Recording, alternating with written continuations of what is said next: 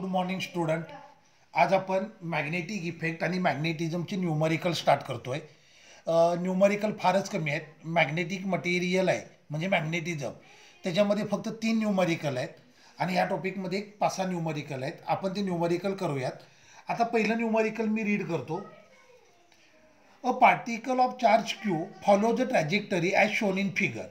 Obtain the type of charge particle, whether it is positive or negative charge. Obtain momentum of particle in terms of b, l, s, q, s being the distance traveled by particle. Okay, आता पार्टिकलची trajectory अशी दिली. Velocity of particle, it is along x-axis. Magnetic field is perpendicular to the plane acting outward.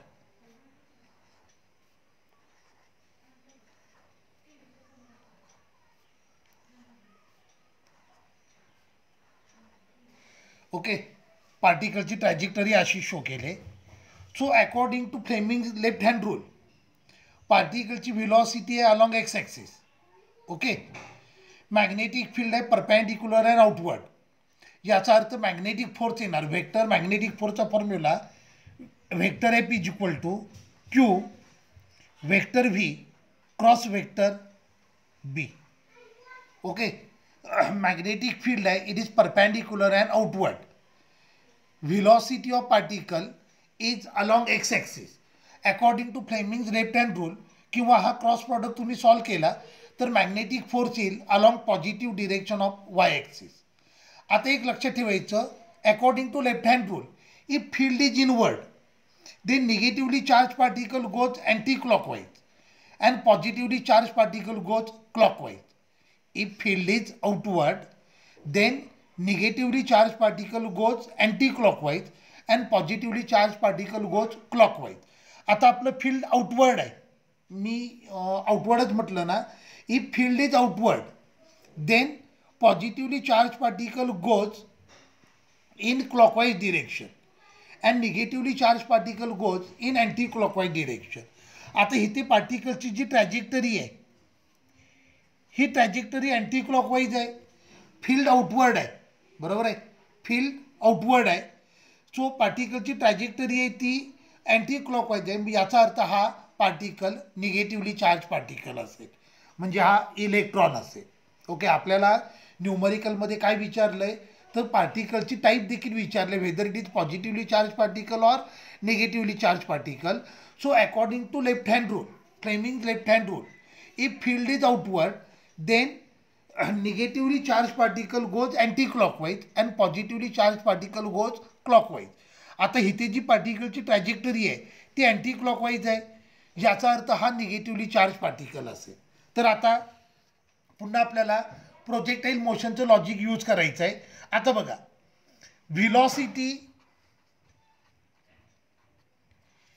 Is along X axis. Velocity X ॲक्सिसला आहे and magnetic force is along positive Y axis.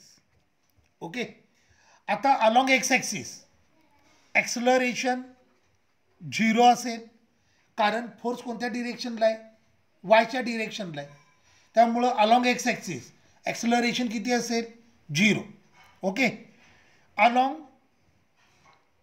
Y axis initial velocity of particle is 0, कारण initial velocity पार्टिकलची कोणत्या डिरेक्शनला आहे, वायला आहे. लक्षात आलं मी काय म्हणतोय बघा. Along Y axis there is force, so acceleration असेल अलॉंग पॉझिटिव्ह वाय ॲक्सिस. पण initial velocity along X axis त्यांनी दिलेली आहे, त्यामुळं initial velocity along Y axis 0 असेल. Sorry. So velocity is along Y axis. Suppose करा अलॉंग एक्स ॲक्सिस पार्टिकलनं travel केलेलं डिस्टन्स एल आहे, तर velocity is equal to length upon time. मग ह्याच्यावरनं टाईमचं रिलेशन आलं, time is equal to length divided by velocity. कळलं, velocity is equal to length upon time. Therefore time is equal to length divided by velocity. मी अजून एकदा explain करतो, मी पुन्हा एकदा रिपीट करतो, नीट आहे का. पार्टिकलवरचा magnetic force it is acting along Y axis, therefore acceleration of particle is along positive Y axis.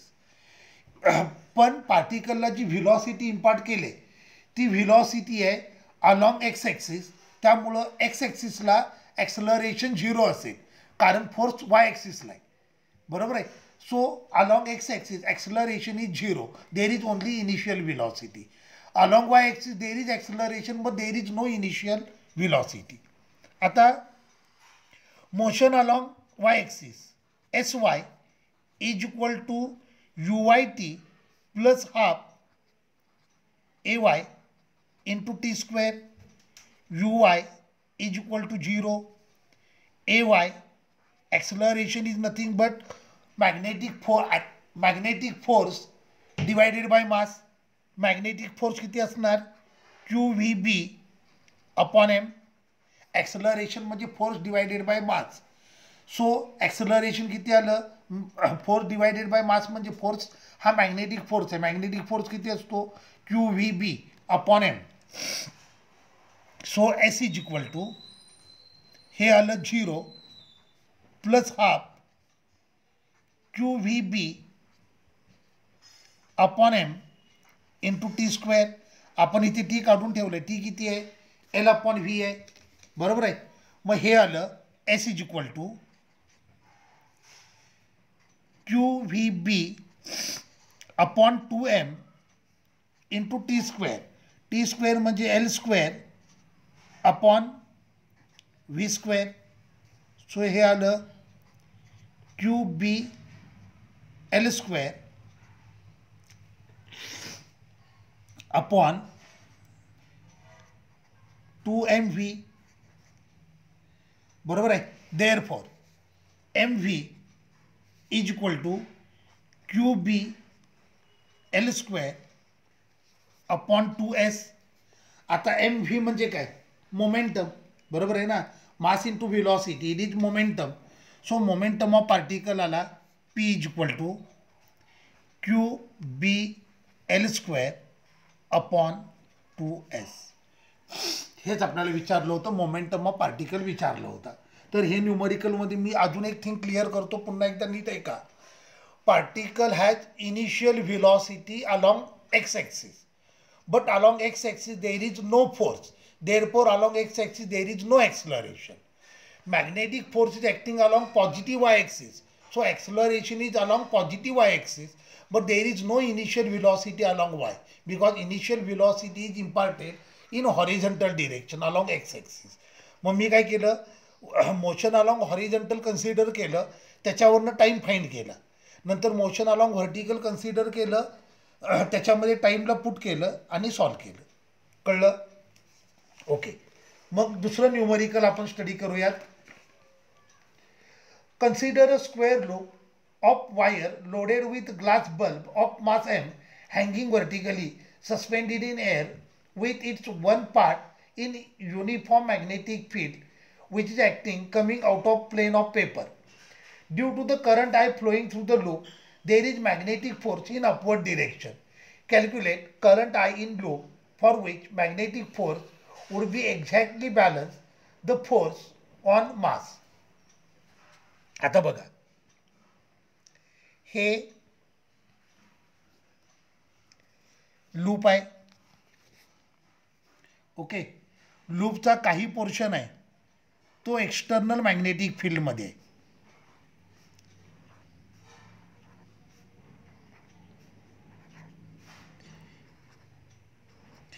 हे लूप आहे, लूपची साईड लेंथ त्यांनी ए दिले.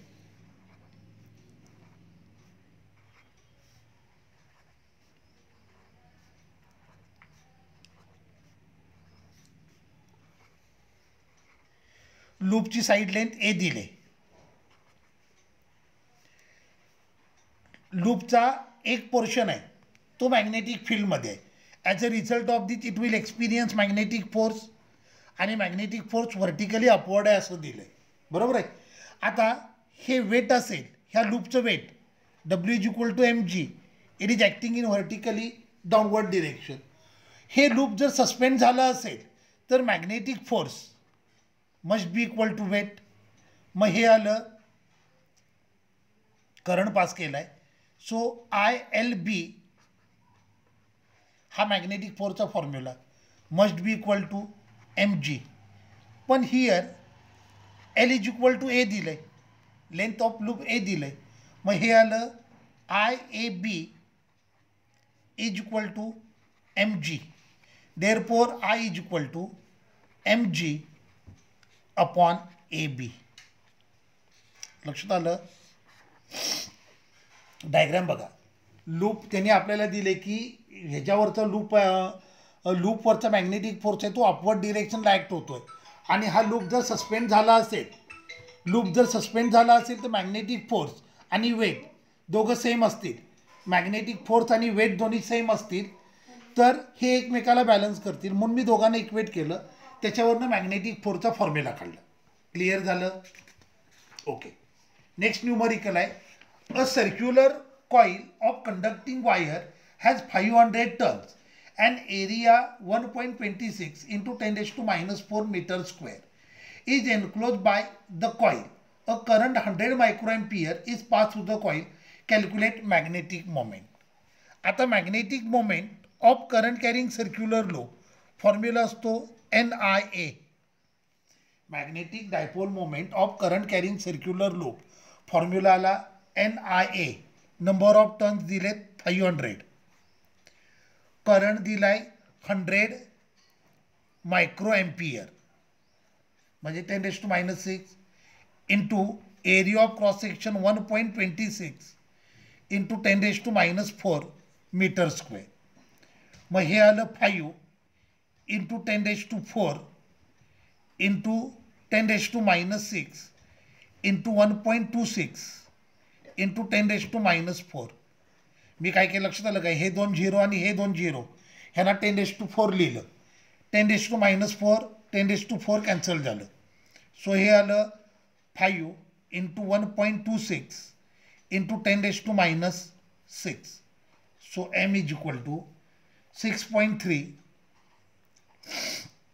Into 10 raised to minus 6 ampere metre square. Clear झालं. लक्षात आलं. हे अगदी सोपे न्यूमरिकल आहे. Next numerical. A wire has 2 straight section and 1 arc as shown in figure. Determine the direction and magnitude of magnetic field produced at center O of semicircle by 3 sections individually and the total. बघा diagram असा दिलाय.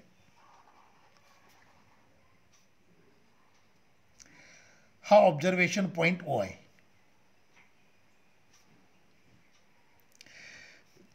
Current I, radius R. Suppose करा हा पहिला conductor AB,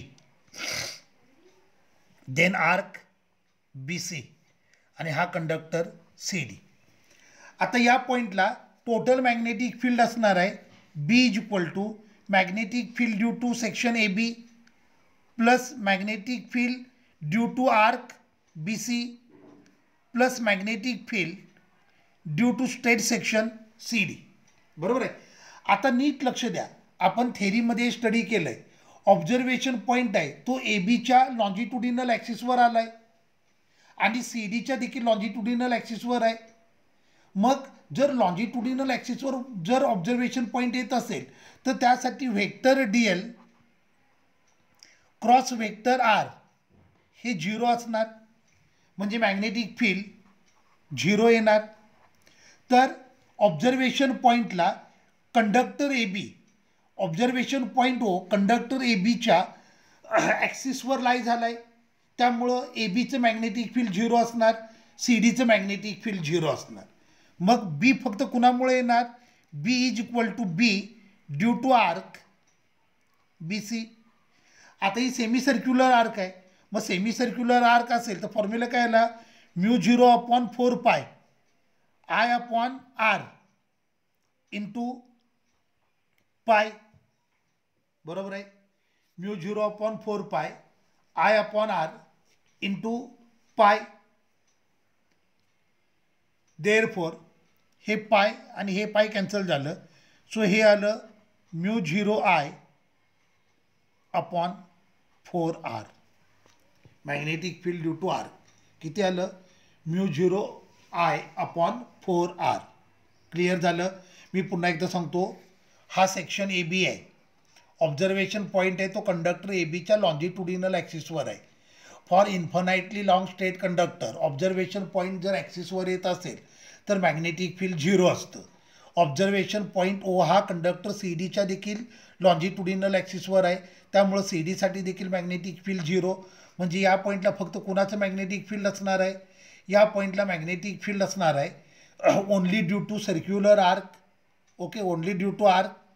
so आर्कचं magnetic field आलं mu 0 upon 4 pi I upon R into pi. हे पाय पाय कॅन्सल झालं. क्लिअर झालं. ओके, न्यूमरिकल लक्षात आलं. मग पुढचं न्यूमरिकल करूयात.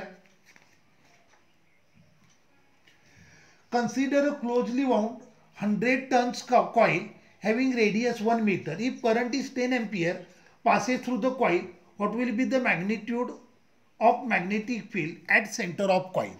Okay, so magnetic field at center of coil, it is mu 0 Ni upon 2R. Mu 0 4 pi into 10 raised to minus 7. Number of turns 1000. Current is 10 ampere divided by हे आलं 2 into R 1 metre आहे. म्हणजे हे आलं 2 पाय into 10 raised to minus 7 into 10 raised to 4. हे 1000 आणि हे 10. म्हणजे हे आलं 2 पाय into 10 raised to minus 3. So this is 6.28 into 10 raised to minus 3 tesla. Magnetic field due to current carrying circular coil. Formula काय असतो mu 0 Ni upon 2R. Clear झालं. पुढचं न्यूमरिकल रीड करतो. A solenoid of length 25 cm has inner radius 1 cm and made up of 250 tons of copper wire. For a current 3 ampere in it, what is magnitude of the magnetic field inside solenoid? So आता बघा, number of turns per small n म्हणजे number of turns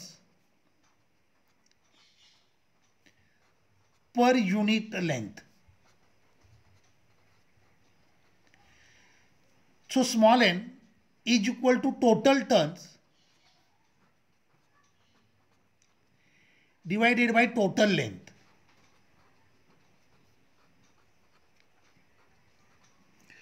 so हे आलं total turn त्यांनी 250 दिलेत आणि total length 25 centimetre दिले, म्हणजे 25 इंटू 10 रेज टू मायनस 2 मीटर. बरोबर आहे. So total number of turns आले हे 10 आलं आणि हे 10 रेज टू 2 वर आलं, म्हणजे हे आलं 10 रेज टू 3. बरोबर आहे. B is equal to mu 0 Ni magnetic field inside solenoid. Mu 0 Ni mu 0 ची व्हॅल्यू आली 4 pi into 10 raise to minus 7 into n. n किती आहे 1000 आहे, म्हणजे 10 raise to 3 into current 3 ampere आहे, म्हणजे हे आलं 12 pi into 10 raise to minus 4. So हे आलं मल्टिप्लाय केलं 3 पायची व्हॅल्यू पुट केली 3.14.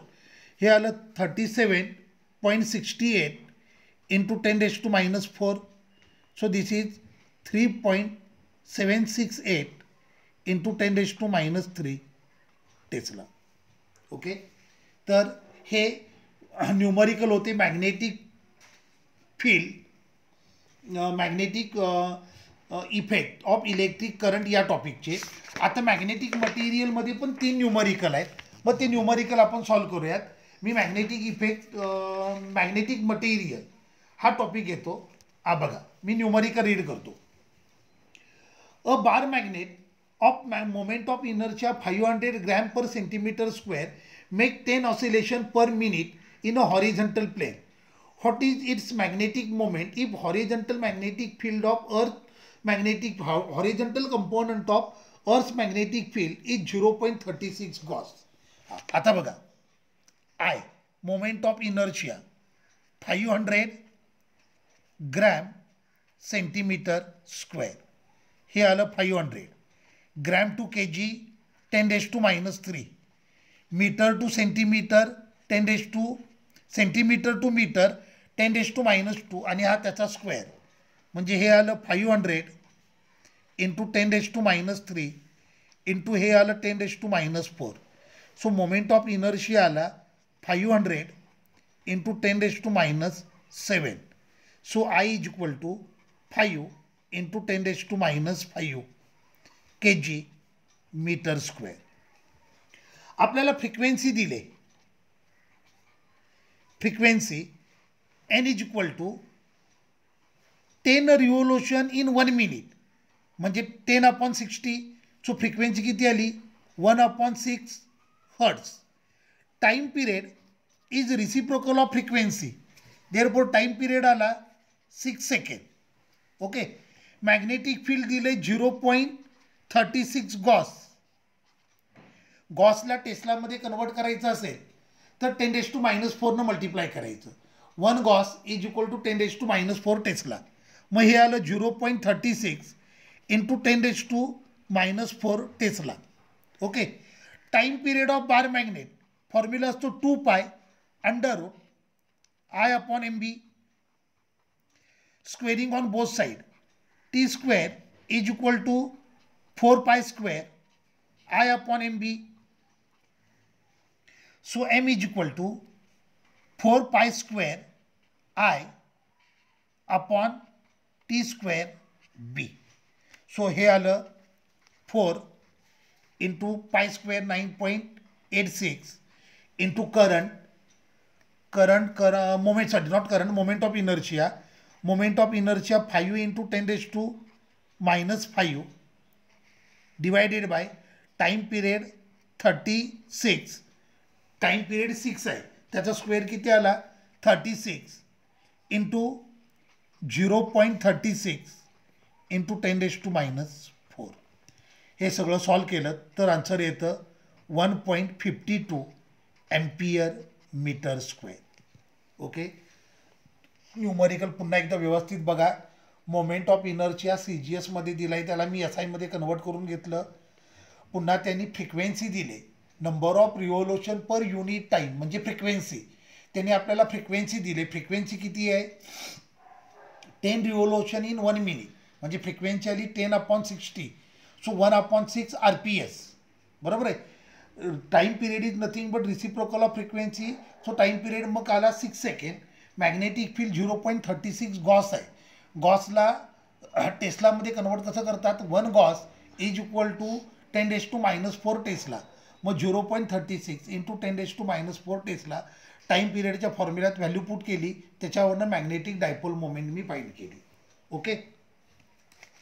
पुढचं न्यूमरिकल आहे calculate the gyromagnetic ratio of electron. Okay. आता gyromagnetic ratio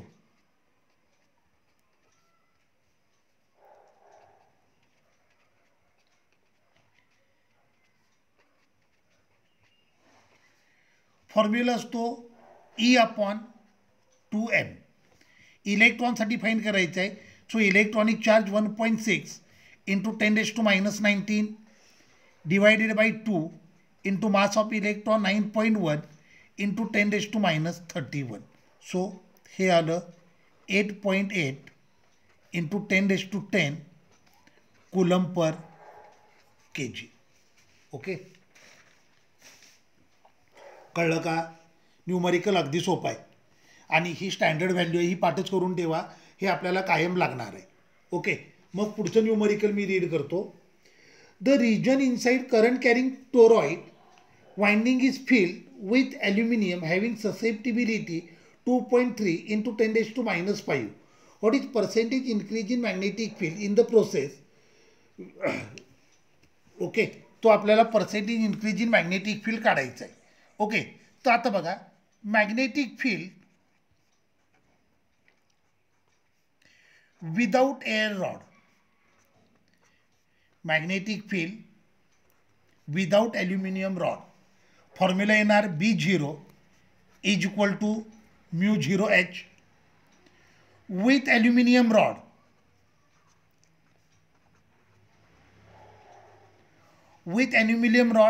B is equal to μ0H. आता ॲल्युमिनियम रॉड टोरॉइडमध्ये जर इन्सर्ट केला असेल तर ऑब्व्हियसली मॅग्नेटिक फील्ड इन्क्रीज होणार. मग percentage increase in magnetic field,